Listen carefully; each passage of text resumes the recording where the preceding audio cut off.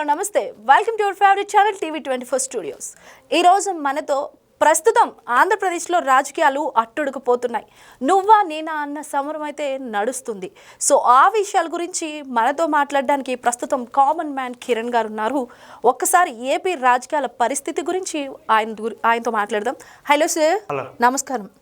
ఎలా ఉన్నారు సార్? డైరెక్ట్గా నేను మ్యాటర్లోకి వచ్చేస్తాను. ఇప్పుడు జగన్ చేసిన కామెంట్స్ చాలా వైరల్ అవుతున్నాయి.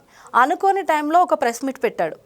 ప్రెస్ మీట్ పెట్టి కూటమి ప్రభుత్వంలో ఉన్న డిప్యూటీ సీఎం పవన్ కళ్యాణ్ గారిని ఆయనకి సెట్టింగ్ వేసుకొని ప్రెస్ మీట్లు పెట్టడం తప్ప అసెంబ్లీకి రావటం లేదు. ప్రతిపక్ష హోదా లేదు అని తెలిసిన తర్వాత సెట్టింగ్లు వేసుకోవటం, ఇంట్లో కూర్చొని ప్రెస్ మీట్లు పెట్టడం తప్పితే పెద్ద చేసేది ఏం లేదు. ఆయనకి ప్రతిపక్ష హోదా కూడా లేదు. అక్కడ ఆంధ్రప్రదేశ్లో నువ్వు నేను అంటానికి అక్కడ ప్రతిపక్ష హోదా కూడా లేని పార్టీతో అంటే ప్రతిపక్షం తీసుకుందామన్నా కూడా కూటమి నాయకులు మైకే ఇవ్వడం లేదు జగన్ కని. జగన్ ప్రతిపక్ష హోదా ఎవరు ప్రజలు ఇవ్వాలా, లేకపోతే అధికార పార్టీలో ఉన్న టీడీపీ ఇవ్వాలా, లేకపోతే కూటమిలో భాగంగా ఉన్న జనసేన ఇవ్వాలా, బీజేపీ ఇవ్వాలా? ఎవరు ఇవ్వాలి?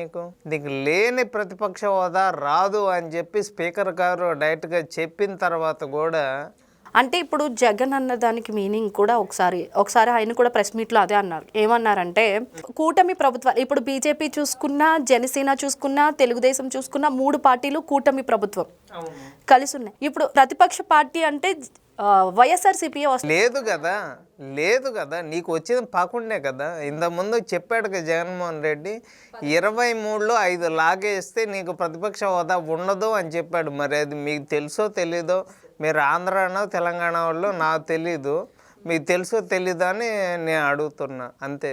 Okay sir. అంటే ఇప్పుడు లోకేష్ రెడ్ బుక్లో ఆల్రెడీ 2 పేజీలు చిరిగిపోయాయి. వల్లభనేని వంశీ ఎవరండి? ఫస్ట్ పేజీ ఎవరు? వల్లభనేని వంశీ, తర్వాత పోసాని కృష్ణమురళి. థర్డ్ పేజీ ఇప్పుడు 3వ పేజీ చిరగబోతుంది. అది ఎవరని మీ ఉద్దేశం? కొడాలి నాని, పక్క కొడాలి నాని. అంటే ఇప్పుడు చాలా మంది దువ్వాడ శ్రీను అని అంటున్నారు. తర్వాత ఇంకా వాళ్ళు ఎవరు కాదు, ఏకంగా డైరెక్ట్ గా జగనే. అందుకే బెంగళూరు ప్యాలెస్ లో జగన్ ఉన్నాడు అని. మీకు కూటమి అధికారంలోకి వచ్చిన 1 నెల తర్వాతే గుంటూరులో త్రిపుల్ గారు నగరంపాలెం పోలీస్ స్టేషన్లో త్రిపుల్ గారిని అప్పటి ఎంపీ, ఇప్పుడు ఎమ్మెల్యే, ఇప్పటి డిప్యూటీ స్పీకర్ అయిన త్రిపుల్ గారు నారంపాలెం పోలీస్ స్టేషన్లో కేసు నమోదు చేయడం జరిగింది. అందులో అందరూ కూడా విచారణకు వెళ్ళడం జరిగింది. ఒక జగన్మోహన్ రెడ్డి మాత్రం ఎందుకు ఆపుతున్నారో ఆ శుక్రవారం ముత్తైదువు, ఈరోజు శుక్రవారమే కదా, ఆ ముత్తైదువుని ఎందుకు పిలవట్లేదా అని ఎవరికి అర్థం కావట్లేదు. Okay sir. ఇప్పుడు చూసుకుంటే నిన్న కూడా వీళ్ళు ఇప్పటి వరకు అక్రమ ఆస్తులు, ఇసుక దందాలు, మరి అవన్నీ వాళ్ళు చేసినాయేగా, భవనాలు కూల్చడాలు, ఆ కేసులో బయటకు వెళ్ళి రీసెంట్ గా గోరంట్ల మాధవ్ పోక్సో కేసులో విచారణకి వెళ్తున్నారు. దాని గురించి మీరు ఏమంటారు? మరి ఏమంటారు? ఆయన సూర్యుడికి మూతడ్డం పెడతాను అంటున్నాడు. మరి ఆయన వీడియో లైవ్లో పెట్టాలి. అలాంటి వ్యక్తి వీడియోలో, అలాంటి వ్యక్తి గోరంట్ల మాధవ్ అంటే ఎవరో మీకు తెలుసో తెలీదో. ఆయన గురించి ఇక నేను లేడీస్ ఇక ఏం మాట్లాడుతాను కానీ నేను మాట్లాడలేను. మీరే చూడండి ఆ వీడియోస్, మీరే సపరేట్గా చూడండి. Okay sir. ఇప్పుడు చూసుకుంటే మార్చి 14వ తేదీన జనసేన ఆవిర్భావ సభలో చాలా మంది భారీ చేరికలు జరగబోతున్నాయి అని అంటున్నారు. చేరికలే పార్టీలోని చేరికలు జరగబోతున్నాయి. చాలా మంది ఎంపీలు మీ పార్టీలోకి కూటమి ప్రభుత్వంలోకి రాబోతున్నారు అని అంటున్నారు. ఎక్కడ వైసీపీ నుంచా, వైఎస్ఆర్ కాంగ్రెస్? అది మేము చెప్పం సార్. వైఎస్ఆర్సీపీ నుంచి వస్తున్నారా, లేకపోతే ఫర్దర్ ఏ పార్టీ నుంచైనా వస్తున్నారా అంటే ఇంకా వస్తే వైసీపీ నుంచే రావాలా? మరి వైసీపీ నాయకులు చాలా దురుసు బిహేవియర్ చేశారు. పార్టీ అధికారంలో ఉన్నంతసేపు వాళ్ళు చెయ్యని తప్పులు లేవు, చెయ్యని నేరాలు లేవు, రౌడీ రాజకీయాలే చేశారని మీరు అన్నారు. అంటే మీకు తెలియదు, నేను అన్నా కానీ మీకు తెలియదు. అదే సార్, అందరికీ తెలిసిందే, కానీ నేను మీడియాలో ఉన్నాను కాబట్టి నేను అది చెప్పలేను. మీరు చెప్పకూడదు అంటే అన్నీ మాకు తెలుసు కాబట్టి. మా రాష్ట్రం ఎట్లా నష్టపోయిందో, 5 ఏళ్ళుగా రాజధాని లేకుండా వీళ్ళు ఏమేం చేశారు, 3 రాజధానులు కడతా అన్న ముఖ్యమంత్రి ఇప్పుడు ఏమైందో, 151 సీట్లు పాకుండా ఎందుకు పడిపోయినాయో అందరికీ తెలుసు. అది మరి వాళ్ళు చేసిన అరాచకాలు అన్నీ తెలిసే వాళ్ళకి ప్రతిపక్ష హోదా కూడా పనికిరాదు అని చెప్పి ప్రజలు డిసైడ్ చేశారు. అది వాస్తవం. ఇప్పుడు రీసెంట్గా ఈ రోజు మార్నింగ్ చూసుకుంటే జగన్ ఒక సంచలన వ్యాఖ్యలు చేశాడు. అదేంటంటే ఈ రోజా ఆస్తి వివాదం. ఈ రోజా నిజమేనా? ఈ రోజు నిన్నట్లో నిజమేనా? మీరు నిజమే మాట్లాడుతున్నారా? మాట్లాడు ఈరోజు నాకు తెలిసి మాట్లాడు. ఎందుకో చెప్పనా? ఈరోజు శుక్రవారం మాట్లాడు. శుక్రవారం మొత్తం ఏదో మాట్లాడదుగా. ఈరోజు వాయిదాకి వెళ్ళాలి తెలుసా? యాక్చువల్గా మీకు తెలుసో తెలీదు. శుక్రవారం నాకు తెలిసి ఇలా తప్పుడు మాటలు మాట్లాడబాకండి మీరు. శుక్రవారం జగన్ మాట్లాడు. ఏ రోజు మాట్లాడతారు? ఒక శుక్రవారం తప్పించి అన్ని రోజులు తప్ప మిగతా రోజులు అన్ని రోజులు మాట్లాడతారు. ఓకే సార్, మీరు అన్నారు ఈ రోజు. మరి ఈ రోజు మాట్లాడిన వీడియో లైవ్ లో చూపించండి నాకు. సరే ఇప్పుడు చూపించండి, లైవ్ లో చూపించండి. 7వ తేదీ శుక్రవారం వచ్చింది, మార్చి 7వ తేదీ. అవును. జగన్ కి నెక్స్ట్ తీర్పు వాయిదా కానీ శుక్రవారం ఏ కేసు? ఏదో ఒక కేసు. మీరే అంటున్నారు కదా ఆయన శుక్రవారం కేసు తీర్పు. ఎన్ని కేసులు ఉన్నాయి తెలుసా మీకు? అతను చాలా కేసులు ఉన్నాయి. మీ మీడియా కదా మీకు అదన్నా తెలుసు. శుక్రవారం కాకుండా ఏ బుధవారమో గురువారమో వస్తే ఆ రోజు ముత్తైదు అవుతారని అంటున్నారా మీరు? నేను గురువారం బుధవారం మొత్తైదు అన్నా, శుక్రవారం మొత్తైదు అన్నా. ఎందుకు అలా అంటున్నారు? ఎందుకు అలా అంటే ఏముంది? ఎందుకంటే 10 ఏళ్ళుగా బెయిల్ మీద బతుకుతా ఏ శుక్రవారం వాయిదాకి వెళ్ళకుండా ములాఖత్ అని చెప్పి మీ జైలుకి వెళ్ళి కలుస్తున్నావు. నీ మీద ఎన్ని కేసులు ఉన్నాయి? 32 కేసులు ఉన్నాయి. బాబాయిని ఎప్పుడు చంపేశావు? ఆ కేసులో ఉన్న అవినాష్ డాక్టర్ కానీ, గంగిరెడ్డి కానీ, రీసెంట్గా రంగన్న కానీ, దస్తగిరి. అరే చంపింది అవినాష్ రెడ్డిరా. అవినాష్ రెడ్డి పొద్దున 3 ఫోన్ చేశాడరా.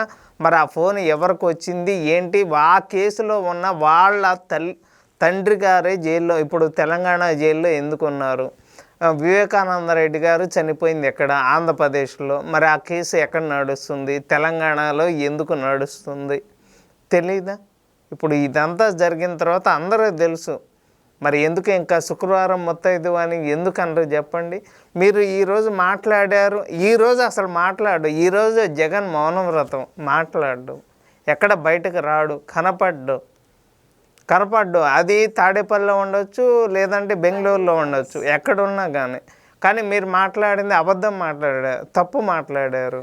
ఓకే సార్, సర్లేండి. ఈ రోజు మాట్లాడినా, నిన్న మాట్లాడినా, ఎప్పుడు మాట్లాడినా ఒక న్యూస్ అయితే ఈరోజు వైరల్ అవుతుంది. సరే, అది కరెక్ట్.